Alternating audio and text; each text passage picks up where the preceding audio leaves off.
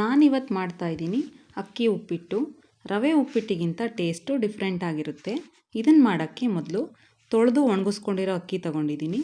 ಒಂದು ಬಾಣಲಿಗೆ ಅಕ್ಕಿ ಹಾಕಿ ಹುರಿತಾ ಇದ್ದೀನಿ. ಲೋ ಫ್ಲೇಮಲ್ಲಿ ಲೈಟ್ ಬ್ರೌನ್ ಕಲರ್ ಬರೋ ತನಕ ಹುರ್ಕೋಬೇಕು.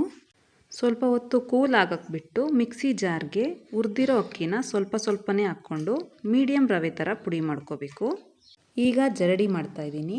ರುಬ್ಬುವಾಗ ಜಾಸ್ತಿ ಪುಡಿ ಆಗಿದ್ದರೆ ಪುಡಿ ಎಲ್ಲ ಕೆಳಗೆ ಬರುತ್ತೆ. ಇದೇನು ವೇಸ್ಟ್ ಆಗಲ್ಲ, ಇಡ್ಲಿ ರವೆ ಜೊತೆ ಮಿಕ್ಸ್ ಮಾಡ್ಕೋಬೋದು. ಪುಡಿ ಮಾಡಿ ಜರಡಿ ಹಿಡಿದ್ಮೇಲೆ 1 ಬೌಲ್ ಅಕ್ಕಿ ತರಿ ಆಗಿದೆ. ಒಂದು ಪಾತ್ರೆಗೆ ನೀರು ಹಾಕ್ತಾಯಿದ್ದೀನಿ. 1 ಬೌಲ್ ಅಕ್ಕಿ ತರಿಗೆ 2.5 ಬೌಲ್ ನೀರು ಹಾಕಿ ಕುದಿಯೋಕ್ಕಿಟ್ಟಿದ್ದೀನಿ.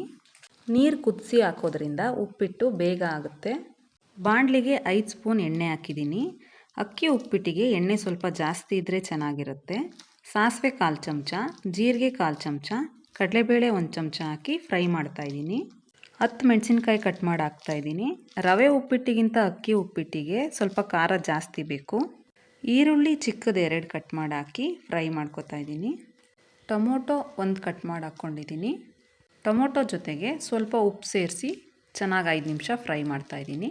ಮೊದಲೇ ಕಾಯಕ್ಕಿಟ್ಟಿದ್ದ ನೀರು ಕಾಯ್ದಿದೆ. ಈ ನೀರನ್ನ ಬಾಣಲಿಗೆ ಹಾಕ್ತಾಯಿದ್ದೀನಿ. ನೀರು ಕುದಿಯೋಕ್ಕೆ ಸ್ಟಾರ್ಟ್ ಆದಾಗ ಕಾಯಿ ತುರಿ, ಉಪ್ಪು 2 ಸ್ಪೂನ್ ಹಾಕಿ ಕುದಿಯೋಕ್ಕೆ ಬಿಟ್ಟಿದ್ದೀನಿ. ನೀರು ಚೆನ್ನಾಗಿ ಕುದ್ಮೇಲೆ ಅಕ್ಕಿ ತರಿ ಹಾಕ್ಕೋಬೇಕು. ಕುದಿಯೋಕ್ಕೆ ಮೊದಲೇ ಹಾಕ್ಕೊಂಡ್ರೆ ಅಕ್ಕಿ ತರಿ ನೀರೊಳಗಡೆ ಗಂಟಾಗುತ್ತೆ, ಸರಿಯಾಗಿ ಮಿಕ್ಸ್ ಆಗಲ್ಲ. ಈಗ 1 ಬೌಲ್ ಅಕ್ಕಿ ತರಿ ಹಾಕಿ 1 ನಿಮಿಷ ಕೈ ಬಿಡದೆ ತಿರುಗಿಸ್ತಾ ಇದ್ದೀನಿ. ಅಕ್ಕಿ ತರಿ ಹಾಕಿ ತಿರುಗಿಸ್ತಲೇ ಹಂಗೆ ಬಿಟ್ಟರು ಗಂಟಾಗುತ್ತೆ. ಪ್ಲೇಟ್ ಮುಚ್ಚಿ 2 ನಿಮಿಷ ಬೇಯಕ್ಕೆ ಬಿಟ್ಟಿದ್ದೀನಿ. ಇನ್ನೊಂದು ಸಲ ಮಿಕ್ಸ್ ಮಾಡಿ 2 ನಿಮಿಷ ಬೇಯಿಸ್ತಾ ಇದ್ದೀನಿ.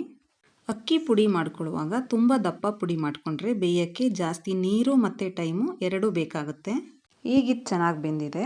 ಪ್ಲೇಟ್ಗೆ ಹಾಕ್ತಾಯಿದ್ದೀನಿ. ಅಕ್ಕಿ ಉಪ್ಪಿಟ್ಟು ರೆಡಿ. ನೀವು ಒಂದು ಸಲ ಟ್ರೈ ಮಾಡಿ.